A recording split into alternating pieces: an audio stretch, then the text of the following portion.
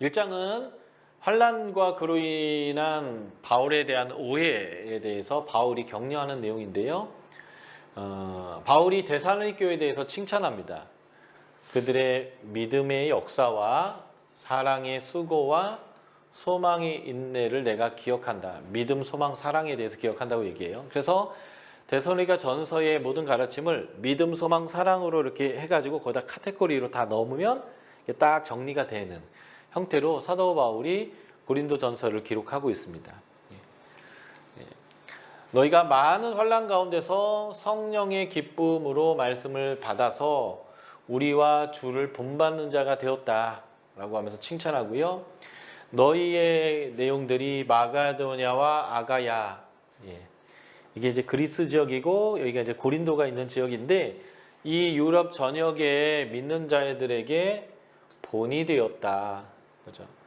그리고 네 번째, 하나님을 향한 너희의 믿음의 소문이 그래서 각처에 퍼졌다라고 하면서 환난 가운데 어려움 가운데 있는 교회에 대한 칭찬으로부터 이 편지가 시작됩니다. 아마 고난 가운데 박해 가운데 있는 교회를 향한 사도 바울의 그 애타는 마음 안에서 벌써 이들을 격려하는 내용인 것 같고요.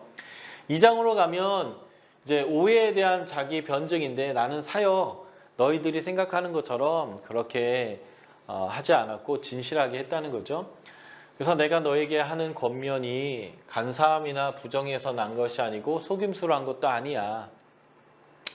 아무 때나 아첨하는 말이나 탐심에 탈을 쓰지도 않았어. 내 유익을 구하지 않았다는 거죠.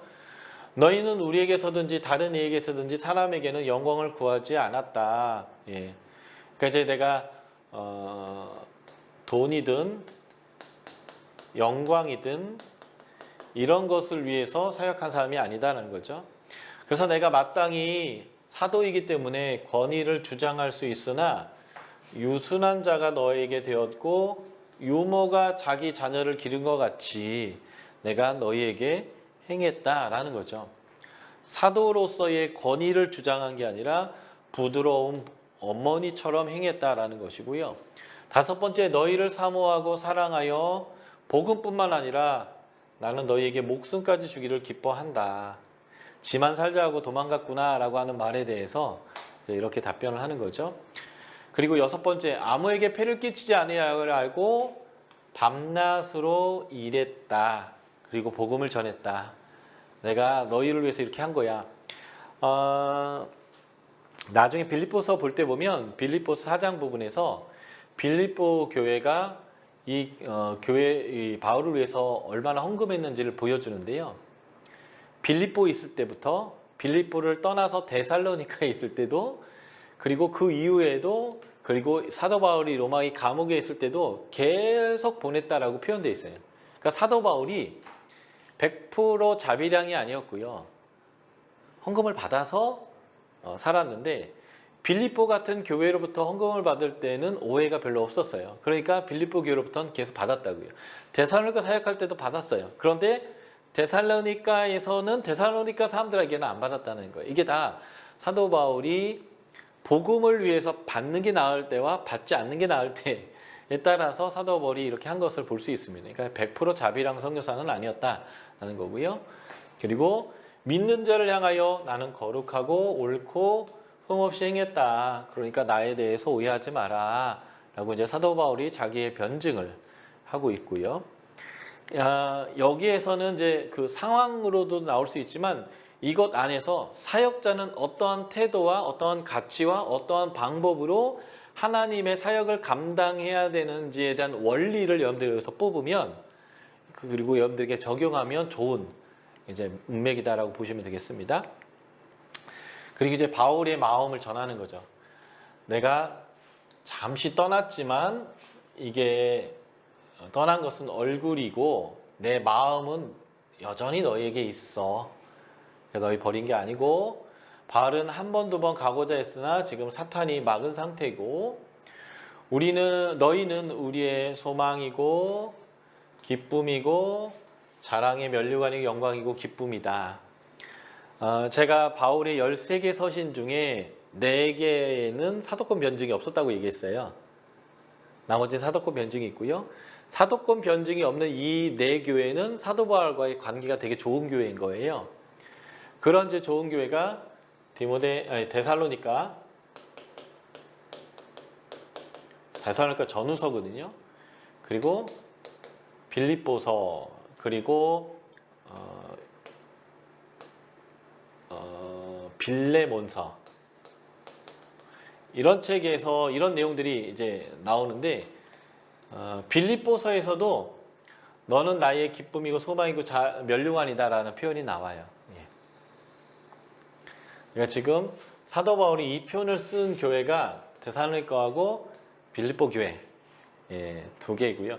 빌레몬서는 사도 바울이 아쉬운 게 많아서 빌레몬에게 부탁하는 편지여서 사도권을 주장하면서 내 말 들어라 찍어 누르는 게 아니라, 내가 나이도 많고 사도이긴 하지만 네가 또 나한테 빚진 것도 있고 하지만 내가 이런 것들은 다 차치하고 사랑으로 부탁한다.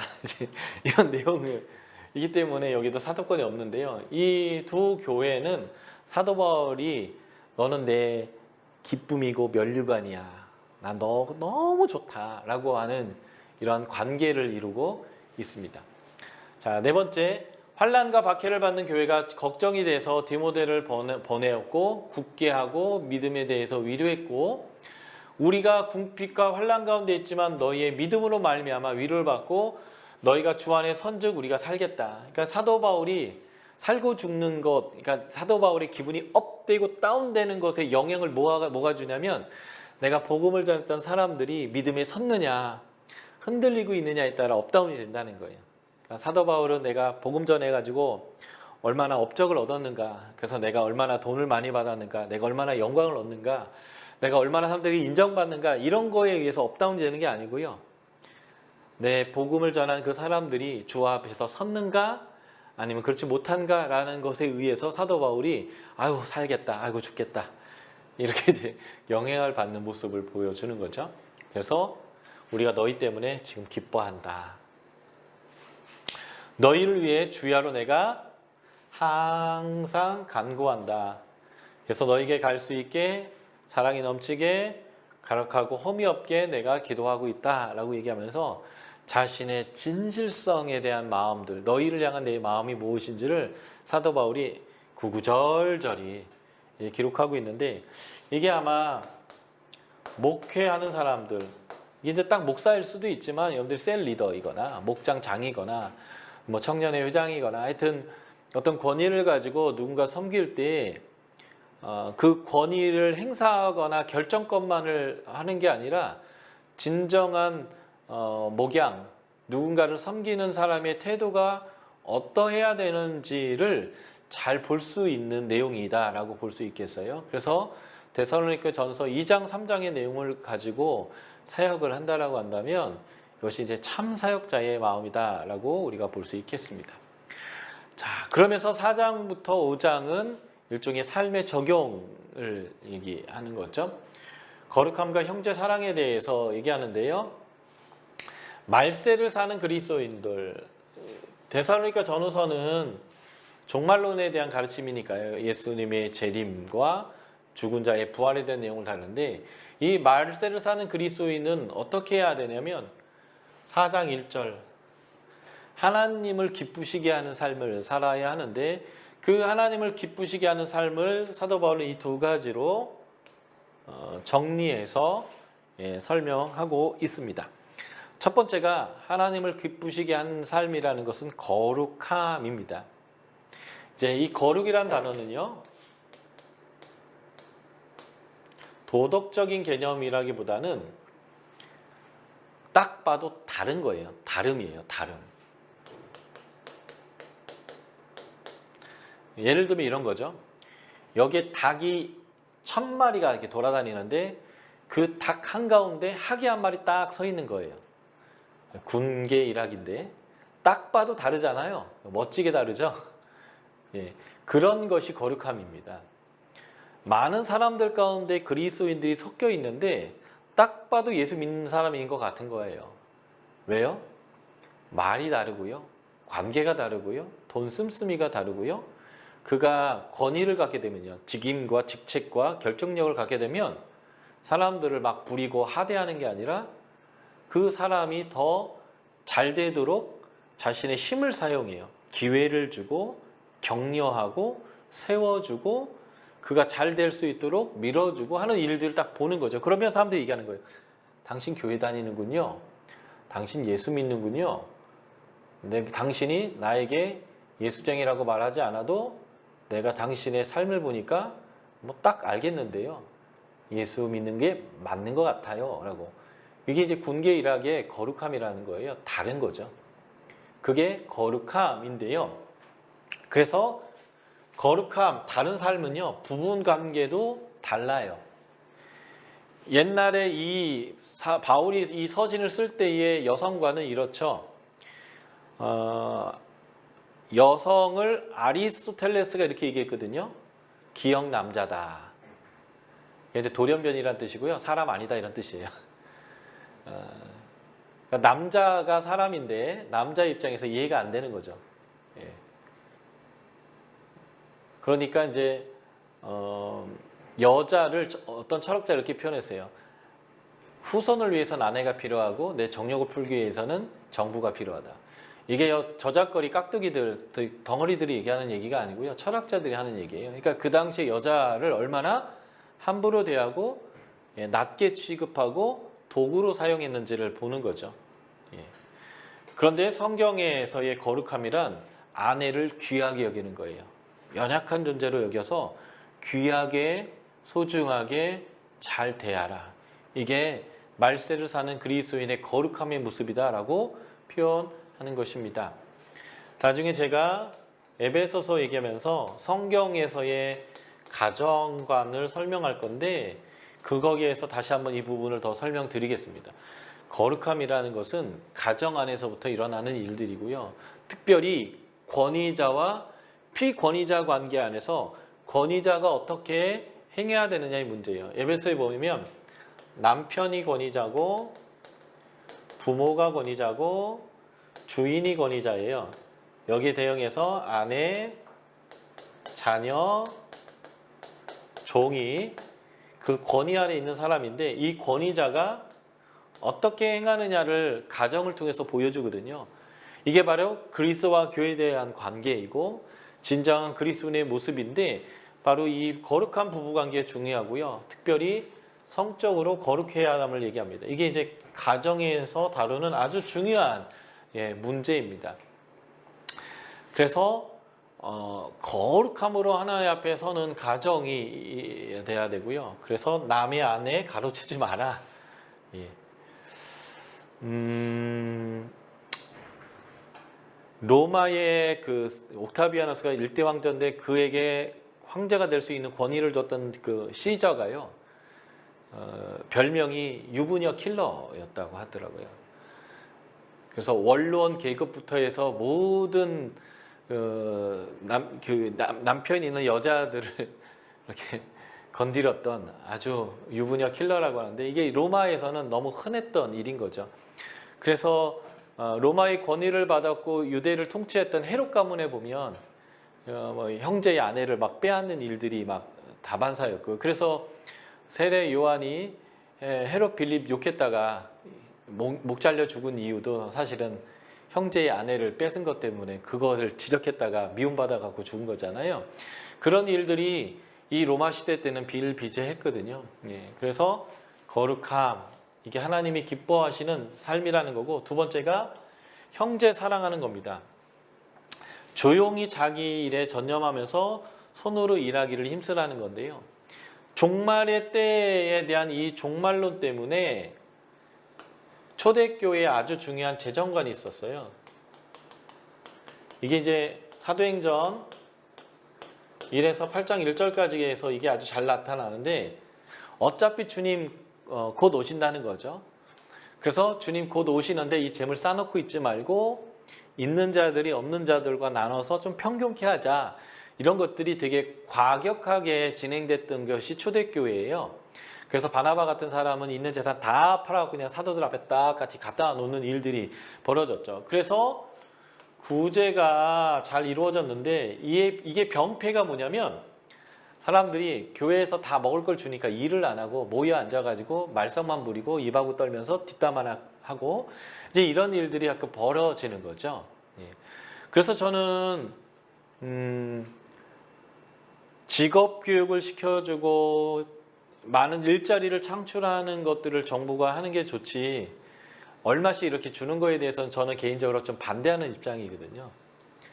그냥 모든 사람이 어느 정도의 소득을 이루는 것들이 목표여야 되는데, 그러기 위해서 무상으로 돈을 갖다 주면 그것은 올바른 것 같지는 않아요. 왜냐하면 사람들이 돈 때문에 사는 게 아니라 삶의 가치, 삶의 기쁨, 그리고 일과 쉼에 대한 이러한 이제 반복적인 이런 삶 안에서 생명력을 얻게 살게 하는 게 중요한 거지, 먹고 사는 문제 자체만 해결해 주면 사람이 살 거다라고 하는 것은 성경적이지 않다고 생각하거든요.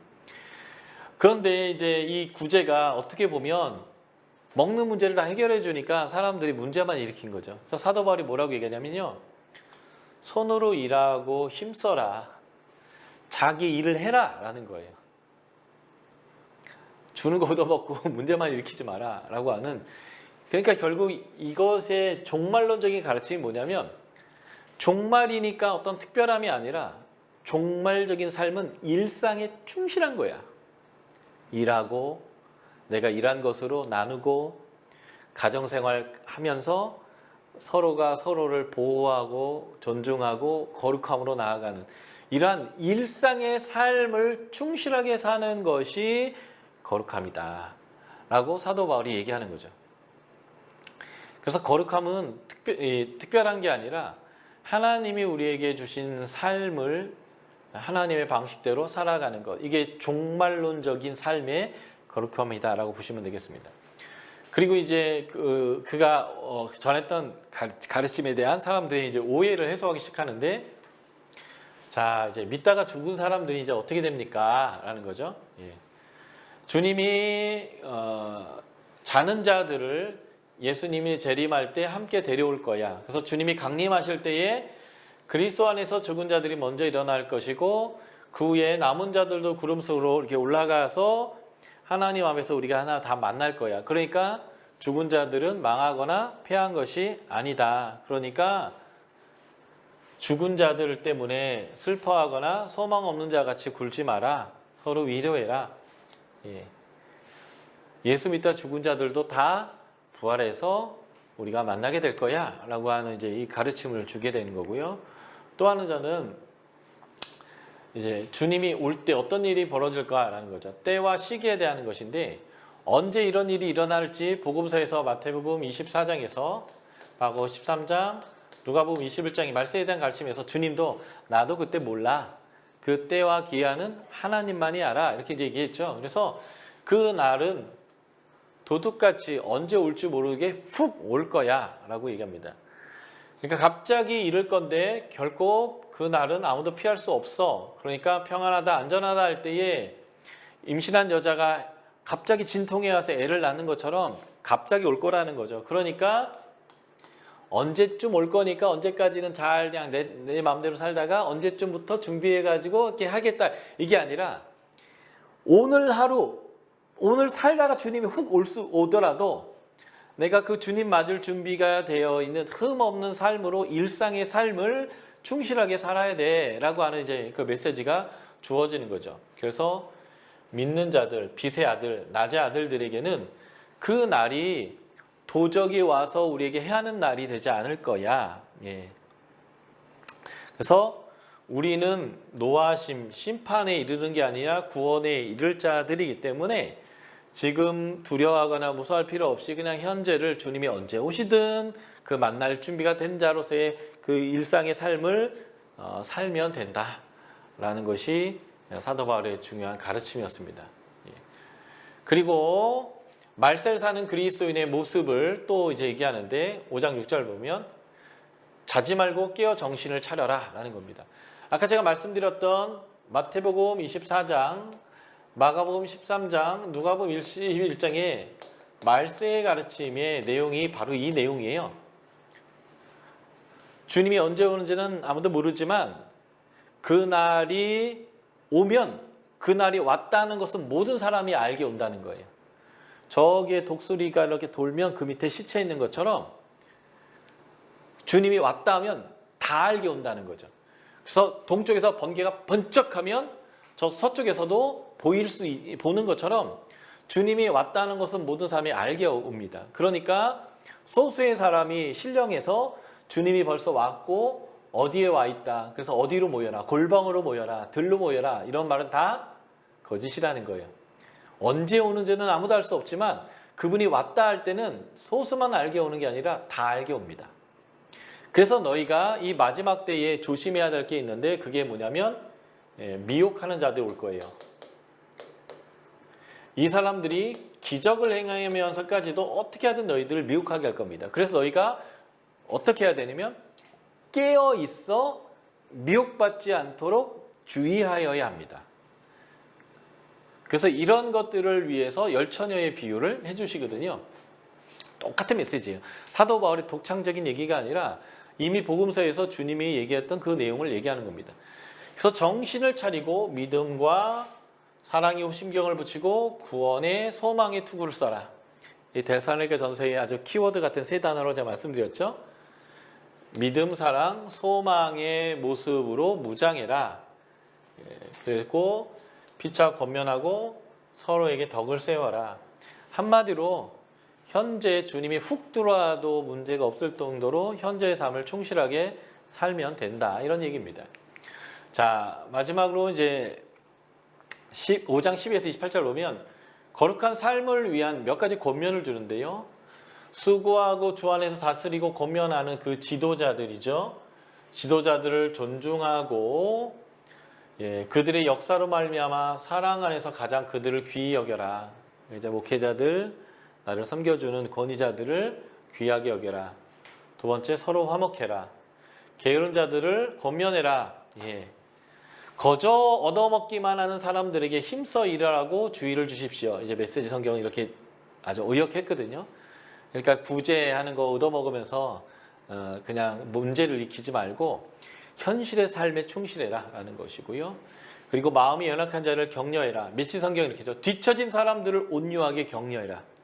한글 킹 제임스 버전은 낙담한 자들을 위로해라. 공동번역 현대에는 소심한 사람들을 격려해야.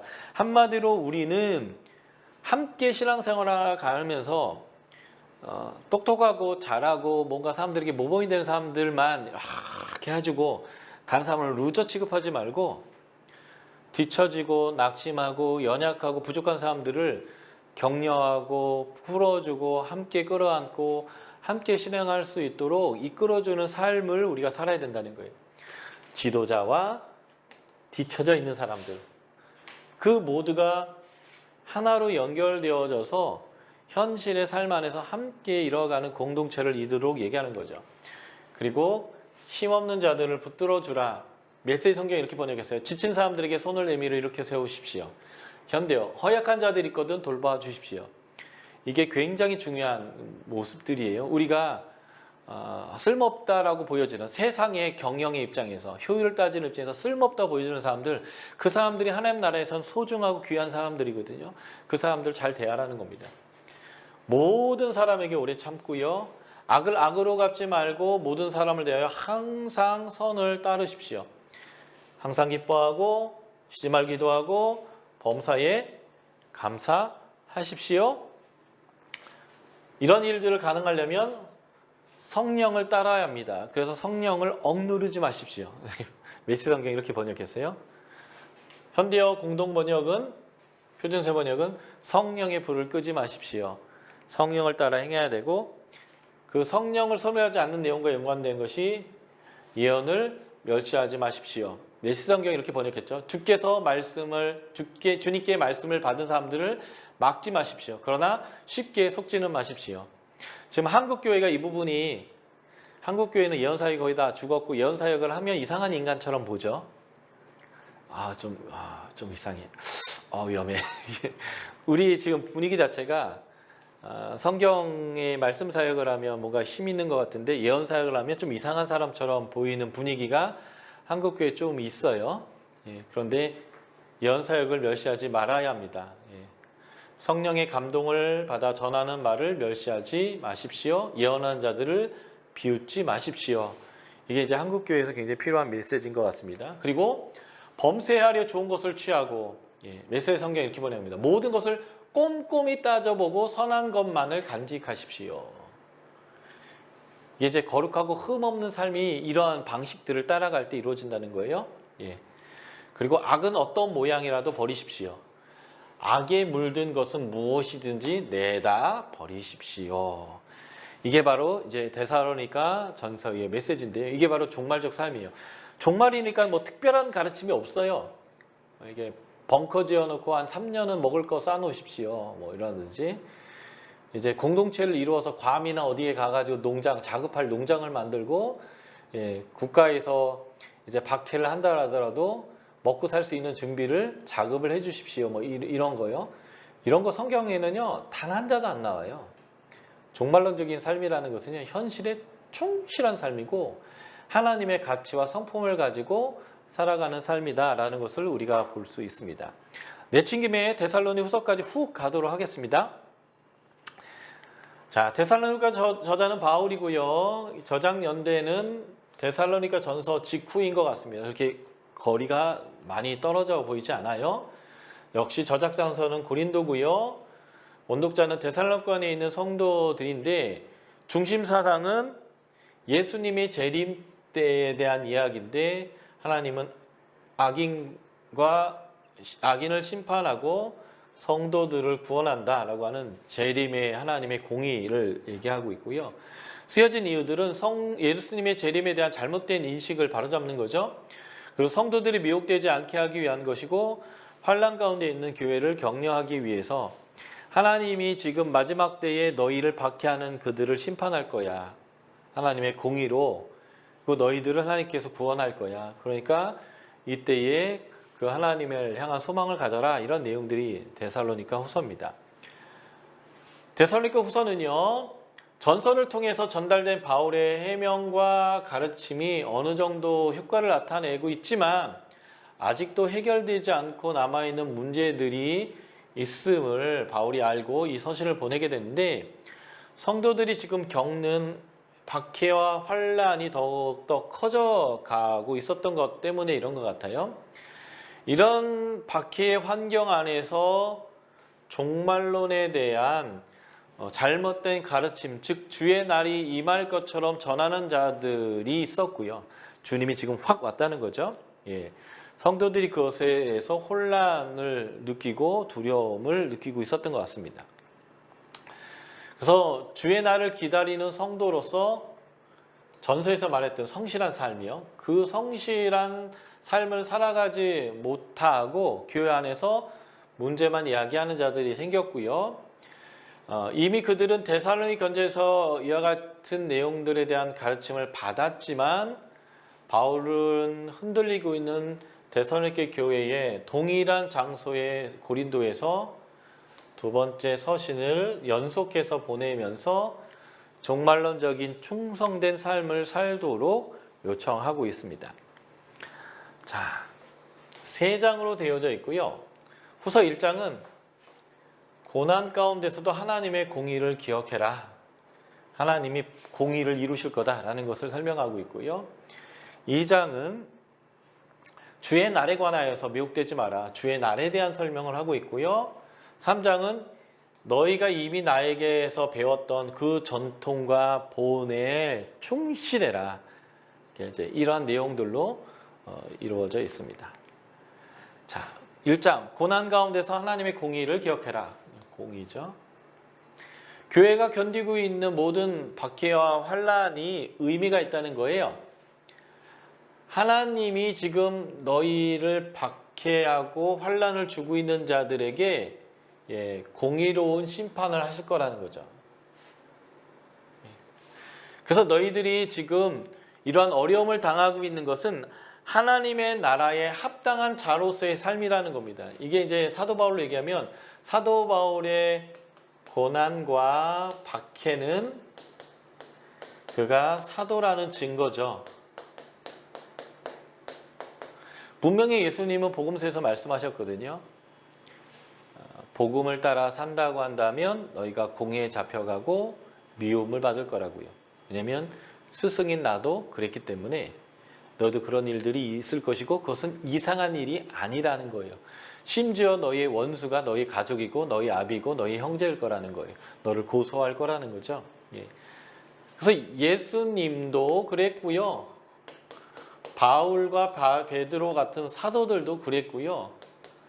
교회도 예수의 복음을 따라 산다고 한다면 이런 일들이 일어날 거예요. 그렇기 때문에 하나님의 나라에 합당한 자로 여김을 받게 하기 위해서 지금 이 고난이 있는 거고요.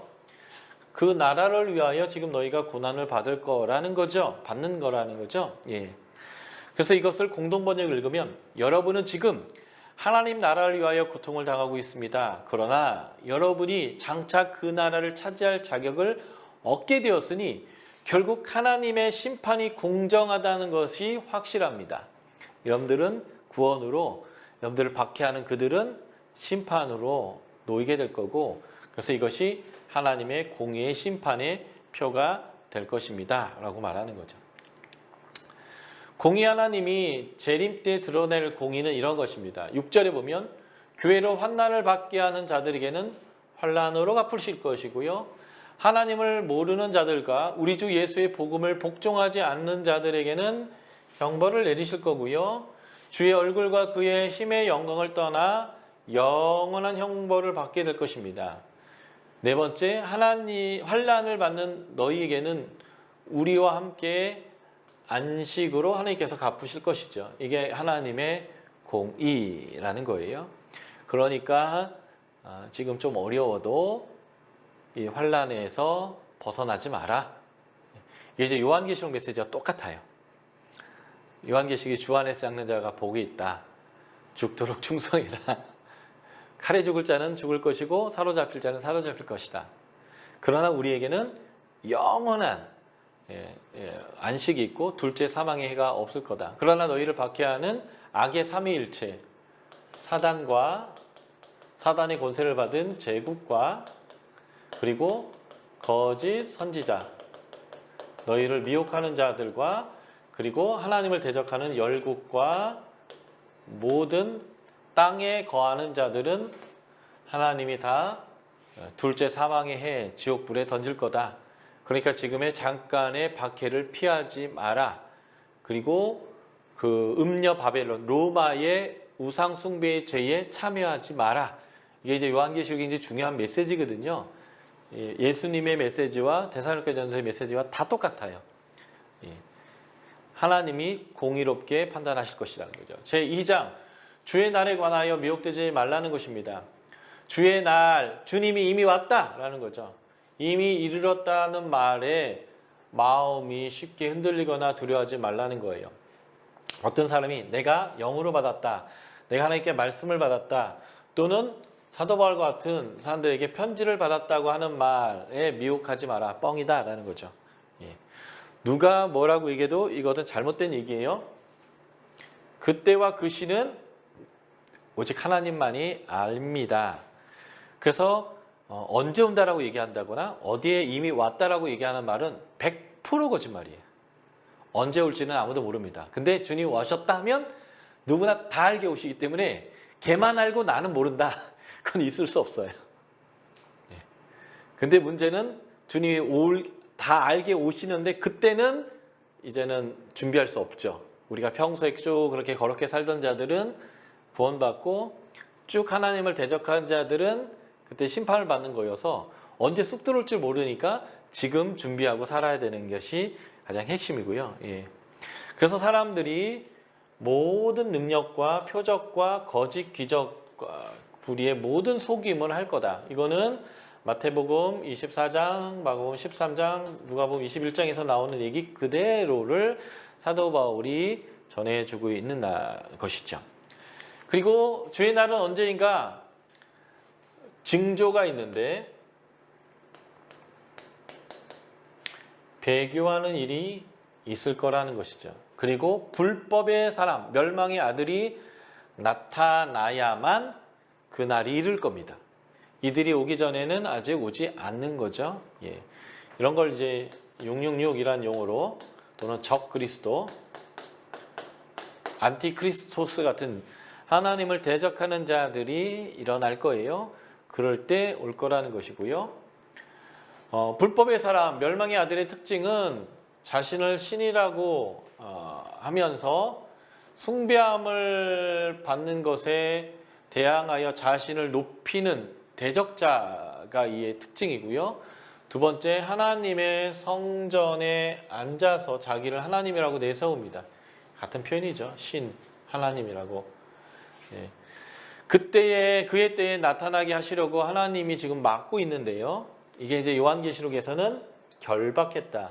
쇠사슬로 마귀를 결박했다라는 표현으로 사용되어지는데, 막고 있다가 사단의 활동에 따라 모든 능력과 표적과 거짓 기적과 불의의 속임으로 멸망하는 자들에게 있어 사람들을 구원받지 못하도록 미혹하는 일들을 할 겁니다.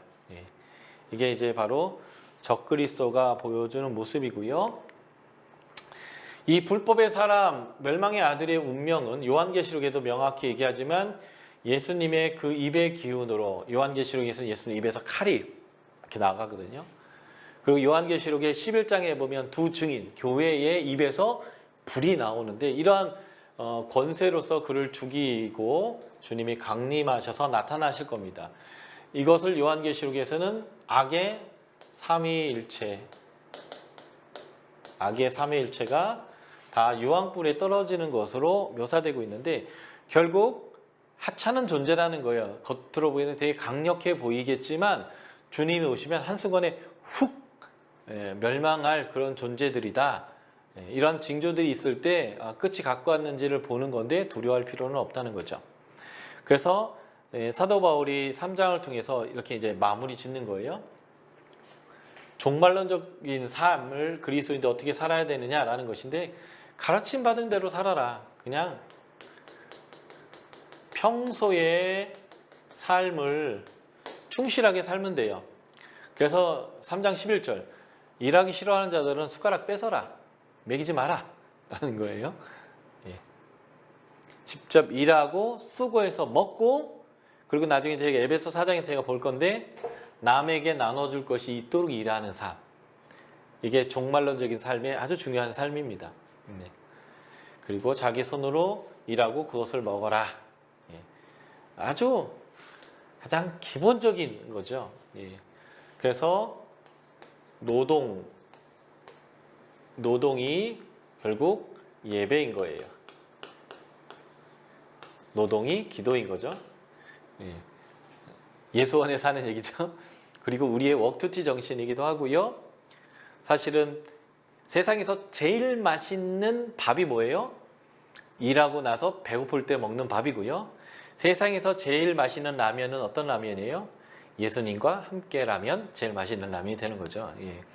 그래서 주님과 동행하면서 평소의 삶에 일을 하고 배고픔을 느끼고, 그래서 내가 일한 것을 또 맛있게 먹고, 그것들 중에 나중에 가진 것이 없는 사람들, 먹고 싶어도 배고픈 사람들에게 내 것의 잉여를 좀 더 나눠서 그에게 맛있는 것을 먹게 하고 하는 이러한 일상의 삶이요. 그래서 아까 전에 배웠던 것처럼 우리를 섬겨주는 지도자들 대우하고, 좀 더 처져 있는 사람들에게 격려하고 먹이고 일으키고, 함께 서로 사랑하고 용납하면서 살아가는 그 일상의 공동체, 그런 공동체가 바로 우리가 추구해야 되는 종말론적인 삶이에요. 뭐 특별한 것이 아니라 가장 일상적인 삶을 우리가 살아가야 한다라는 것입니다.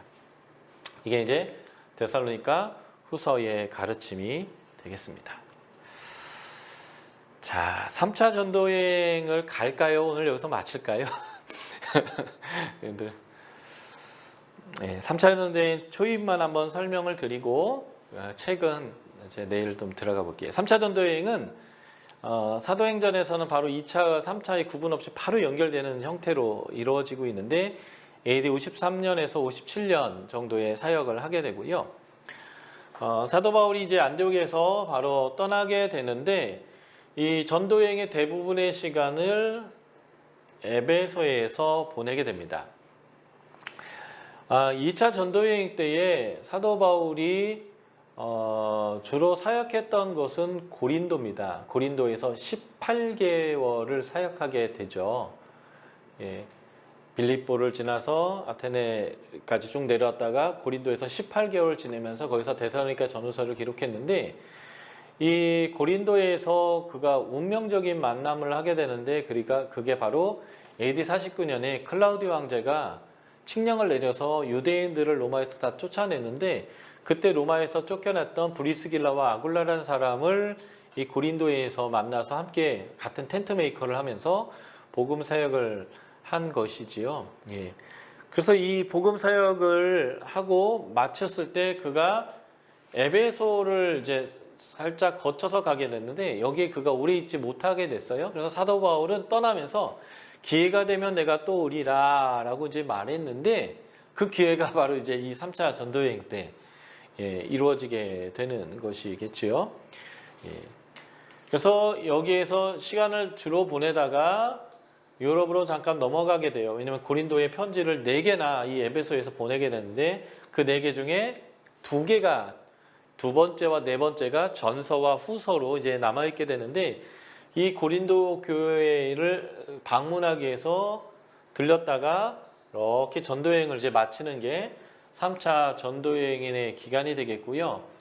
바로 이 고린도의 전도여행의 이제 마지막인 57년에 잠깐 머물러 있는 기간 동안 그가 로마서를 기록하게 되어집니다. 이 에베소에서 2차 전도여행의 마지막 부분에 브리스길라와 아굴라와 바울이 이제 헤어져요. 헤어지는데 여기에서 아볼로라고 하는 사람을 브리스길라와 아굴라가 만나게 되죠. 그러면서 브리스길라와 아굴라가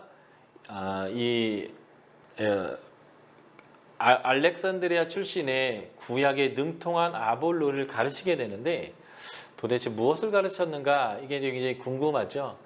정확히 말하면 아마 성령에 대해서 가르치지 않았을까라고 저는 생각하는데요. 그래서 이 브리스길라 아굴라와 헤어졌던 아볼로가 고린도로 가서 탁월한 사역을 하게 되는데, 이 바울이 세웠던 이 교회에 다음에 갔던 이 사역자가 부흥을 또 많이 시킨 것 같아요. 그래서 이제 고린도전서 1장부터 4장까지의 문제는 분쟁의 문제인데, 나는 아볼로파다, 나는 바울파다, 이렇게 이제 나뉘게 되는 거죠. 그래서 사도 바울이 나는 심었고 아볼로는 물을 주었다. 그러니까 나는 파운더, 개척자고 그는 성장시켰다.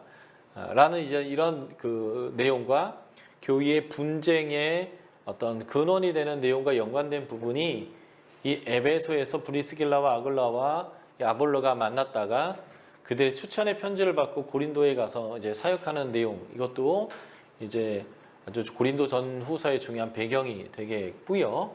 어쨌든 이 에베소에서의 3년의 사역들이 3차 전도여행에서 아주 중요한 내용이 되어진다라는 거죠. 그래서 3차 전도의 대부분은 에베소 사역과 연관이 있고요.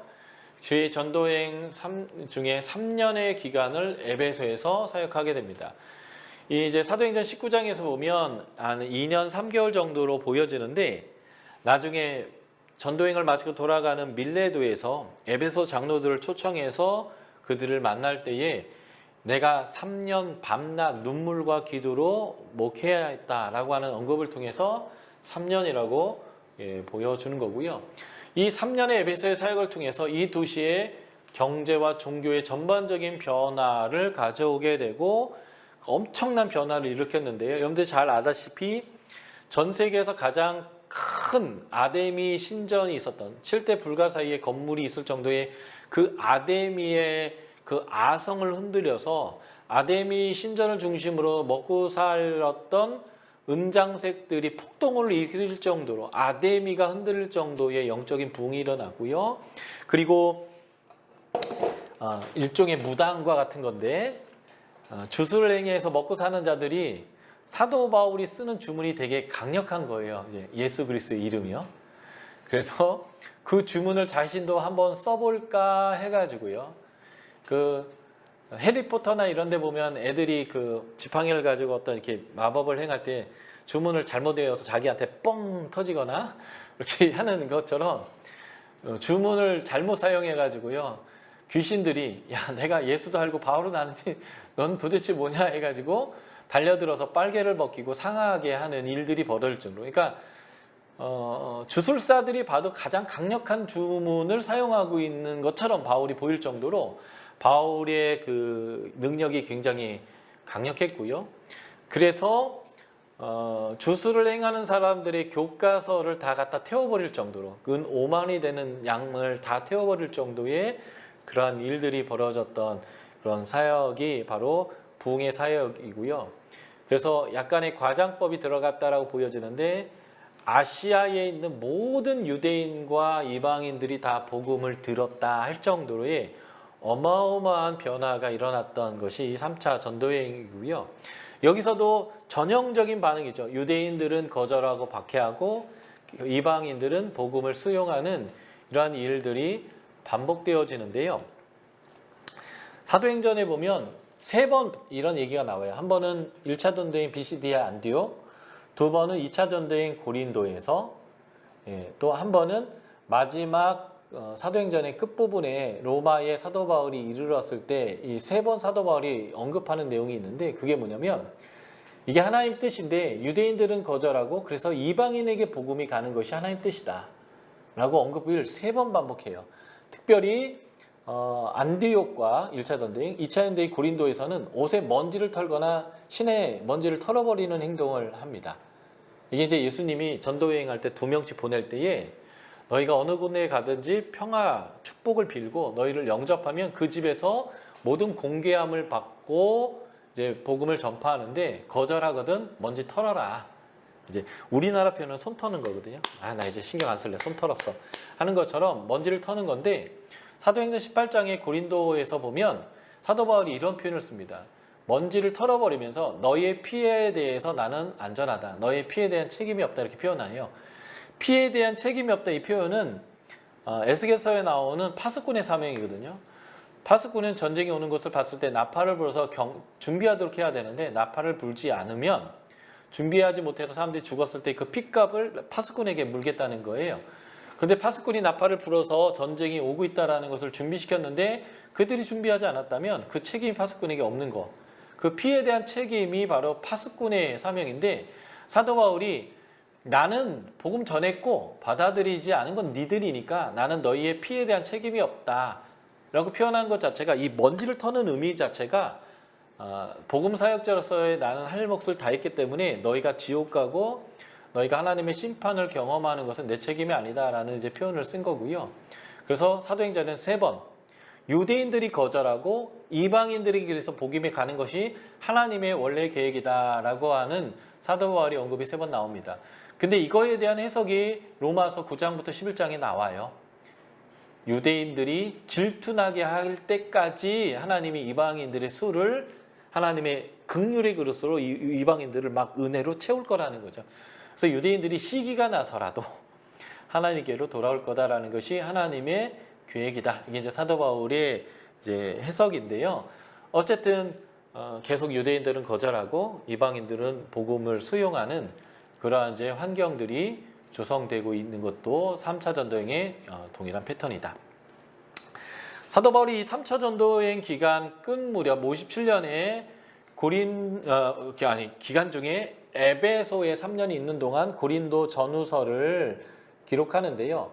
정확히 말하면 에베소에서 고린도 전서를 포함한 3개 편지, 3개 중에 2번째가 고린도 전서인데 3개 편지가 기록되고요. 사도행전 19장 은장색의 폭동 이후에 사도 바울이 고린도를 떠나서 마게도냐로 가는 도중에 이제 사도 바울이 디도를 거기서 만나게 되면서 편지를 하나 더 쓰는데 이게 고린도 후서입니다. 그래서 고린도 후서는 마게도냐로 가는 도중에 드로아를 떠나서 마게도냐로 넘어가서 이제 쓰게 되겠고요.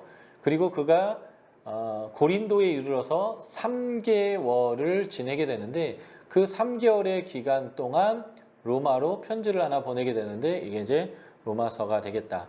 그래서 3차 전도여행과 관련되어 있는 사도벌의 편지는 3개, 고린도 전후서, 로마서가 되겠다라는 것이고요. 이 3개의 서신을 내일 저희가 함께 살펴보면 될 것 같습니다. 자, 질문이 있으면 질문 받겠습니다.